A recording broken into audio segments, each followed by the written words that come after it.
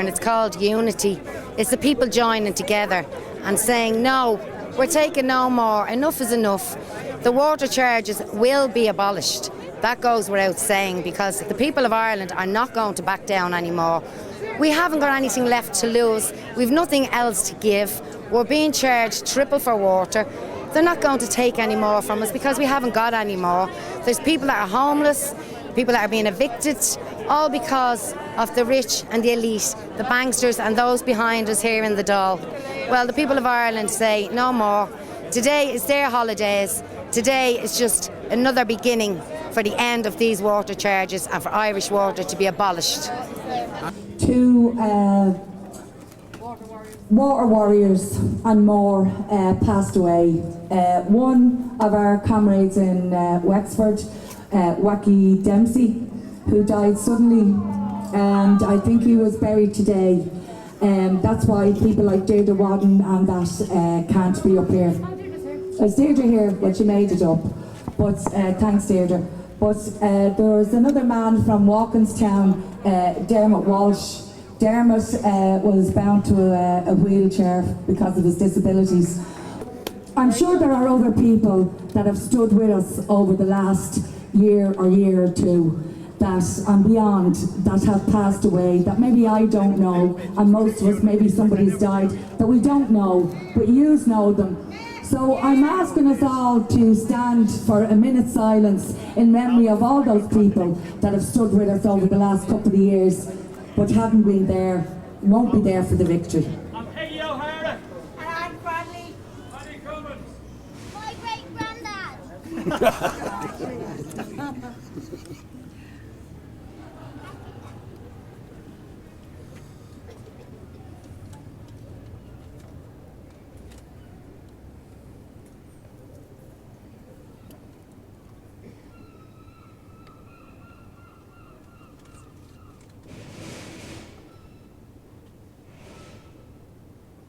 Thanks, everybody. The EU showed how the EU works, and it's an affront to democracy. It's nothing but a regime change trying to happen in Greece. And that's not how democracy works. And that's not how it should work. And we do not support the coup by the EU or the Irish government. And it's about time they backed off the Greek people, the Spanish people, the Italians and the Irish.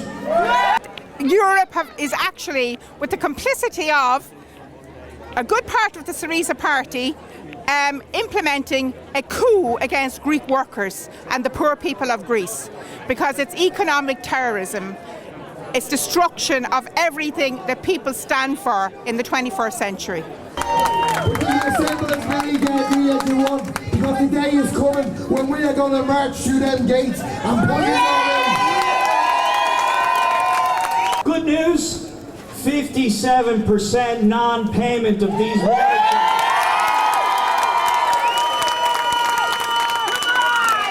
That's a no almost as loud as the Greek referendum last week. And then there can be no doubt they are afraid of us. I walked up Kildare Street, vans and vans full of riot cops up there. These are the nice yellow vests, but they're down there in their riot gear ready for us. There's as many of them as there are of us. And that's the bad news. It's not about nationalities, it's about class. It's about us and them.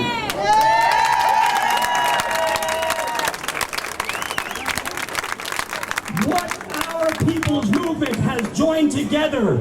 We will let no government put us under. The people united will not be defeated. Thank you. You do not be under any illusions that they are not doing the same, but will not do the same to you. They will stand on you, stamp you into the ground, and they don't give a fiddler's damn once the neoliberal agenda is brought through. And you see the 1%, the Dennis O'Briens and everything else, don't be under any illusion, it's them that control this country. It's not those Egypts in there. Because we can do a better job. And it's up to you to make sure the people that represent them are elected. Friends in the pubs or whatever, but unless people... money for the pubs. unless people turn out and vote at the next general election, nothing is going to change. The biggest fear that Fianna Fáil, Fine Gael and the Labour Party have is a high voter turnout. That's their biggest fear. And Fianna Fáil and Fine Gael share one principle. They have only one principle, and that principle is power. That's the only principle they have, and they will take it whatever way they can. We know you can hear us in there in the Dáil. For all the corrupt parasites in there, we've got a few brown envelopes for you. Since it's the only language you seem to understand. And as for your lying buddies over at a certain state-controlled media station or TV station would say, there's one for everyone in the audience. RTA especially. Only a few moments ago, a certain RTA reporter actually made threats to sue because he doesn't tell lies about facts and figures. And I told him, you can't sue people who have nothing left to give. You can't get blood out of a stone. Part of the problem of what's going on in our country at the moment is that we are not living in a democracy.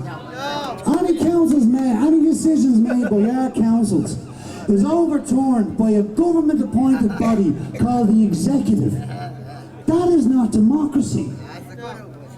That does not give our councils the freedom to stand up for us. In the Dáil, we have a party whip system. Then basically the party whip is a bully boy that enforces that every TD in that party votes the way of the party leader. That's not democracy. That's the way these corporate criminals treat the ordinary people. Right? These people who are best friends with Enda Kenny, Fianna Fáil and the Labour Party. Right? Fianna Fáil and Fine Gael are nothing more than rent buys for corporate greed.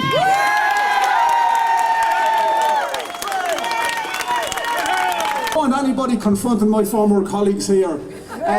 No, please, in all seriousness, I want to appeal to each and every one of you not to confront them. These people are doing a job. They have suffered the same cuts that everybody else has suffered, right? They are being dictated. Hold on, right? They are being dictated to by the political masters.